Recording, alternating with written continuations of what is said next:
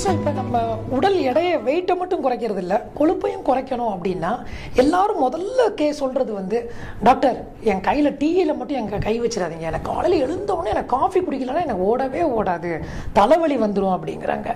இன்றைய காலகட்டத்தில் green tea குடிக்கிறது ரொம்ப ஃபேஷனாக இருக்குது. க்ரீன் டீ இல்லைங்க, நான் அதோட லேட்டஸ்ட்டு ஒன்று சொல்கிறேன், அதோட பெஸ்ட்டும் கூட white tea, but very very costly. எதுக்குங்க அந்த மாதிரி காஸ்ட்லியான ஒயிட் டீ க்ரீன் டீ எல்லாம் போகணும்? அதெல்லாம் ஃபேஷனாக வச்சுக்கலாம். எதுவுமே இல்லையா, அன்றாடம் யூஸ் பண்ணக்கூடிய வீட்டில் கிச்சனில் உள்ள சுக்கு மல்லி, நிறைய நம்ம தாத்தா பாட்டி நம்ம அம்மா அப்பாக்கெலாம் தெரியும், அந்த சுக்கு மல்லி காஃபியை டெய்லி காலையில் குடிங்க, டம்மி வேகமாக குறைஞ்சிரும், உடல் ரத்த குழாயில் உள்ள கொழுப்பெல்லாம் குறைய ஆரம்பிச்சிடும். ஸோ அப்போ காஃபி டீயில் சுக்கு மல்லி காஃபிக்கு ப்ரிஃபரன்ஸ் கொடுங்க.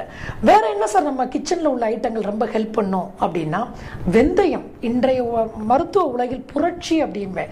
ஸோ வெந்தயத்தை எங்கெல்லாம் நம்ம சேர்க்க முடியுமோ அங்கெல்லாம் வெந்தயத்தை நீங்கள் எவ்வளவுக்குளவு டெய்லி சேர்த்துக்கிறீங்களோ அவ்வளவுக்குளவு உடல் எடை மட்டும் குறையாது, ரத்தத்தில் உள்ள HDL என்று சொல்லக்கூடிய நல்ல கொழுப்பையும் கூட்டும். ஸோ வெந்தயம் சேர்த்துக்கலாம். சுக்கு எங்கெல்லாம் நம்ம சமையலில் சேர்க்க முடியுமோ சுக்கு சேருங்க.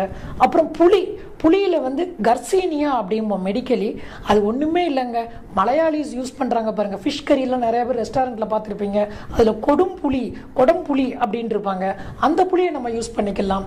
அப்புறம் எப்பயும் போல் எல்லாரும் சொல்கிறது, இளைத்தவனுக்கு எள்ளு, கொளுத்தவனுக்கு கொள்ளு எங்கெல்லாம் யூஸ் பண்ண முடியுமோ அங்கெல்லாம் கொள்ளு யூஸ் பண்ணுங்க. கொள்ளுல துவையல் செஞ்சுக்கோங்க, கொள்ளு ரசம் சாப்பிடுங்க, கொள்ளு சூப் சாப்பிடுங்க. அதே மாதிரி வாழைத்தண்டு மிக மிக மிக மிக முக்கியமான ஒன்று ஒபேசிட்டி ட்ரீட்மெண்ட்டில் வந்து. ஸோ வாழைத்தண்டை எப்படி சாப்பிட்லாம்? வாழைத்தண்டை ஃப்ரெஷ்ஷாக காலையில் எழுந்தோன்னு ஒரு ஜூஸாக குடிக்கலாம். ஜூஸ் பிடிக்கலையா வாழைத்தண்டில் சூப்பு குடிக்கலாம் இரவு நேரத்தில், இல்லையா பகலில் வந்து வாழைத்தண்டை பொரியல் பண்ணி சாப்பிடலாம். ஸோ இந்த மாதிரி வாழைத்தண்டை நம்ம சேர்த்துக்கிட்டா கூட உடல் ரொம்ப ஈஸியாக குறைஞ்சிரும். அப்போ மொத்தத்தில் வந்து நம்ம வீட்டு கிச்சன் தாங்க மெடிக்கல் ஷாப்.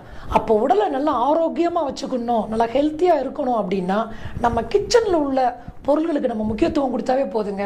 நம்ம என்னைக்கு ஹெல்த்தியாக ஃபிட்டாக இருக்கலாம். ஃபிட்டான என்ன அர்த்தம்?